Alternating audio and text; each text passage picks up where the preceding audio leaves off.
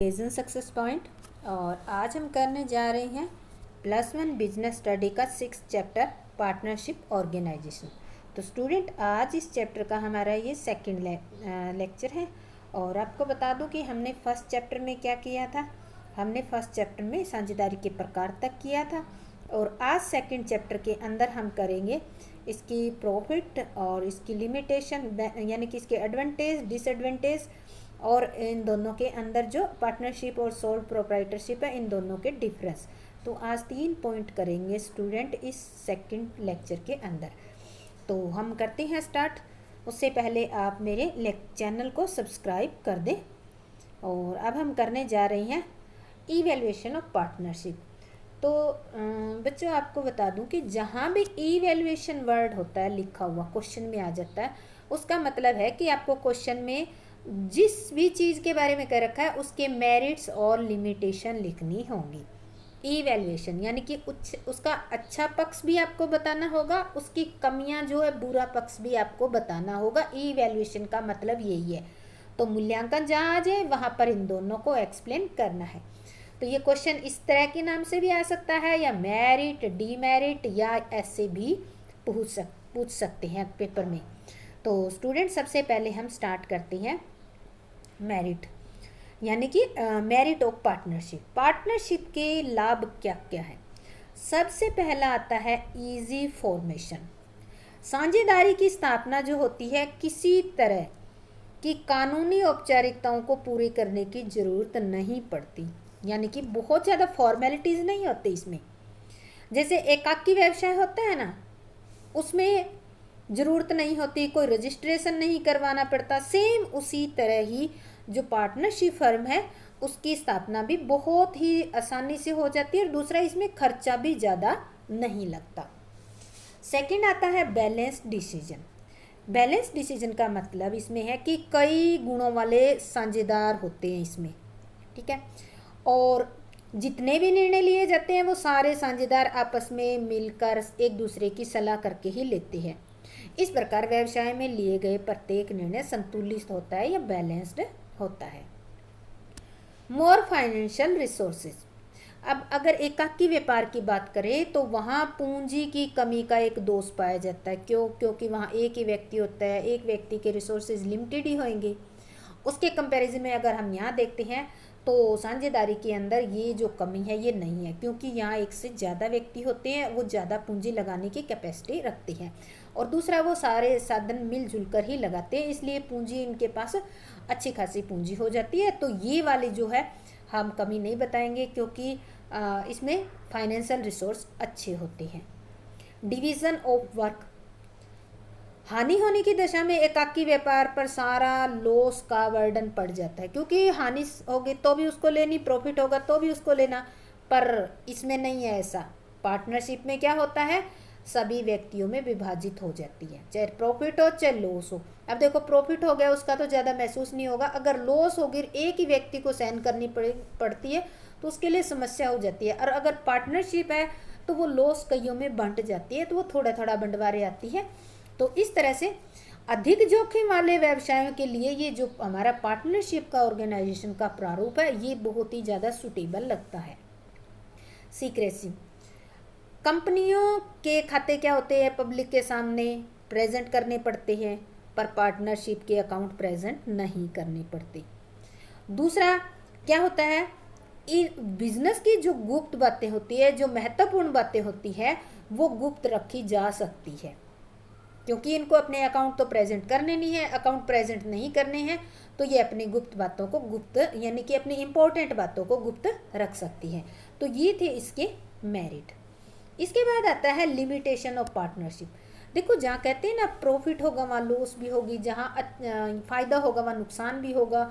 Same इसी तरह से जहाँ लाभ होंगे वहाँ दोष भी होंगे। तो सेम इसमें भी लिमिटेशन दी हुई है पार्टनरशिप की। कौन कौन सी है। अनलिमिटेड लाइबिलिटी, ये पॉइंट अभी हमने पहले किया था ना, इसमें कैरेक्टर स्किट्स के अंदर किया था, सेम वही पॉइंट है। साझेदारी में प्रत्येक साझेदार का दायित्व असीमित होता है, या हम कहें कि साझेदारी के समस्त दायित्व के लिए प्रत्येक साझेदार संयुक्त या अलग अलग दोनों प्रकार से उत्तरदायी होता है। उदाहरण लेते हैं, साझेदारी फर्म के समापन की दशा में यदि फर्म की देनदारियां फर्म की उसकी संपत्तियों से ज़्यादा हो जाती है, मान लेते हैं संपत्तियां तो है 5 लाख, ठीक है, और देनदारियां होगी 7 लाख, तो 2 लाख रुपए अधिक हो गए। तो अब 2 लाख, जो 5 लाख तो इससे पे कर देंगे, पर ये 2 लाख बच गए, ये कौन पे करेगा? ये साझेदार या तो व्यक्तिगत रूप में पे करेंगे या फिर साझेदार संयुक्त रूप से में अपना ऋण वसूल करके या संयुक्त रूप में इसको पैसे को बांट कर देनदारियों को पे करेंगे। इसी को कहते हैं अनलिमिटेड लायबिलिटी। इसके बाद आता है लिमिटेड रिसोर्सेस।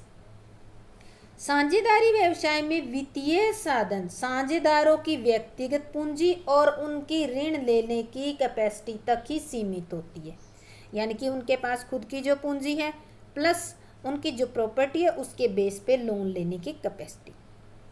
और व्यवसाय के विस्तार के समय वित्तीय साधन क्या पड़े? जब व्यवसाय का विस्तार करना होता है, देखो थोड़ी बहुत जरूरत हो तो चल जाता है, अगर बहुत ज़्यादा एक्सपेंड करना चाहते हो तो उसके लिए पूंजी भी तो बहुत ज़्यादा चाहिए, तो उस टाइम ये साधन क्या पड़ जाते हैं? कम पड़ने लग जाते हैं।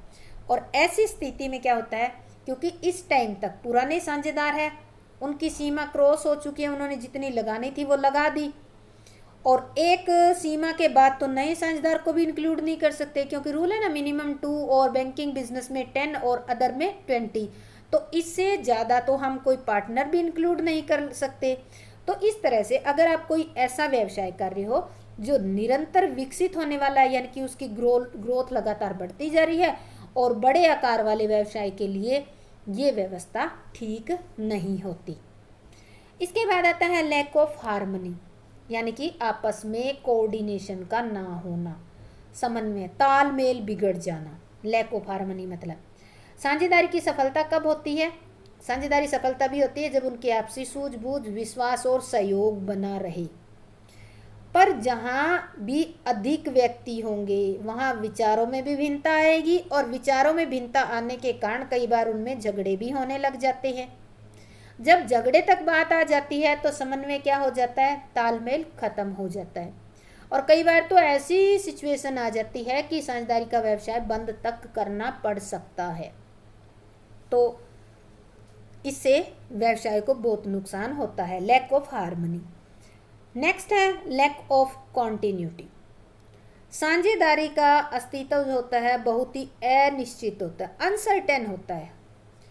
अगर यदि किसी एक फर्म में केवल मान लेते हैं 2 ही साझेदार है, एक साझेदार की मृत्यु होगी या फिर उनमें से कोई दिवालिया हो गया या कोई पागल हो जाता है, तो साझेदारी बिजनेस का जो है अपने आप ही अंत हो जाता है, वो अपने आप ही फिनिश हो जाती है। क्योंकि पार्टनरशिप एक्ट 1932 के अकॉर्डिंग ये कंडीशन ही क्वालिफाई नहीं कर पा रहा। 2 है, 2 में से एक चला गया तो वो कौन सा ट्रेड हो गया? सोल ट्रेड बन जाता है।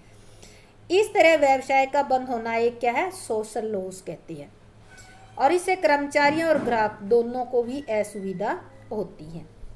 इसके बाद है लैक ऑफ पब्लिक फेथ, क्योंकि कंपनी जो होती है अपने अकाउंट पब्लिक में प्रेजेंट करती है और पार्टनरशिप नहीं करती। अब पब्लिक कंपनी करती है तो पब्लिक को ये पता होता है, या उनसे रिलेटेड जो भी पार्टीज हैं उनको पता होता है कि कंपनी की सिचुएशन कैसी होती है। पर यहाँ क्या है, पार्टनरशिप जो होती है वो व्यवसाय के वार्षिक खाते जो है जनता के सामने प्रेजेंट नहीं करती, इसलिए जनता को व्यवसाय की वास्तविक स्थिति की जानकारी नहीं होती। जनता मतलब यहाँ जनता वर्ड यूज किया ना, जनता मतलब होता है कि व्यवसाय से संबंधित भिन्न भिन्न पक्ष, उनको कहा है इसमें, ये नहीं कोई आम पब्लिक को नहीं लिया इसने। कई बार क्या होता है, लोगों में ये तक धारणा बन जाती है कि व्यवसाय ग्राहकों को लूट कर बहुत अधिक लाभ कमा रहा है, या विशेषकर ऋणदाता वास्तविक आर्थिक स्थिति की जानकारी के अभाव में साझेदार व्यवसाय को ऋण प्रदान करने में भी संकोच करता है।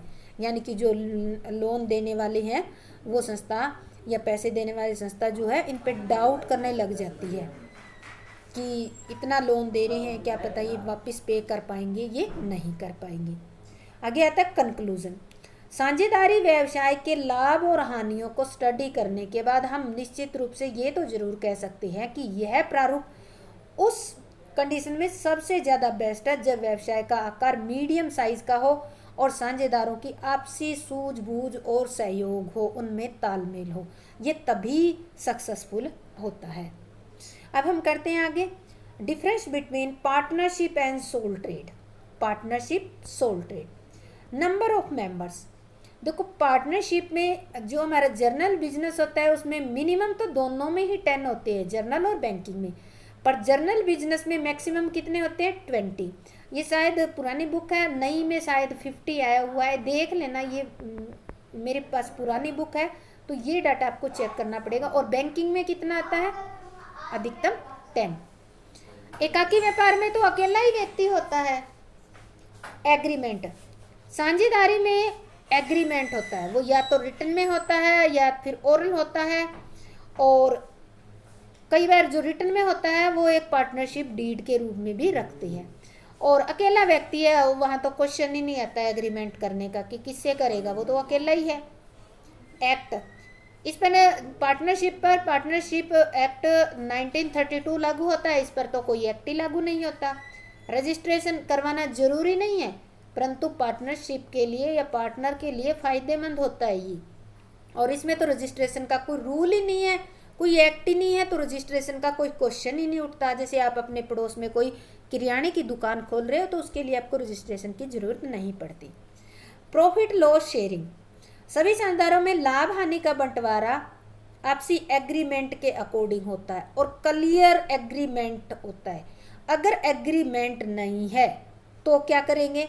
अगर क्लियर एग्रीमेंट नहीं कह रखा है तो जो भी प्रॉफिट और लॉस होंगे वो आपस में बराबर बराबर बांटे जाएंगे।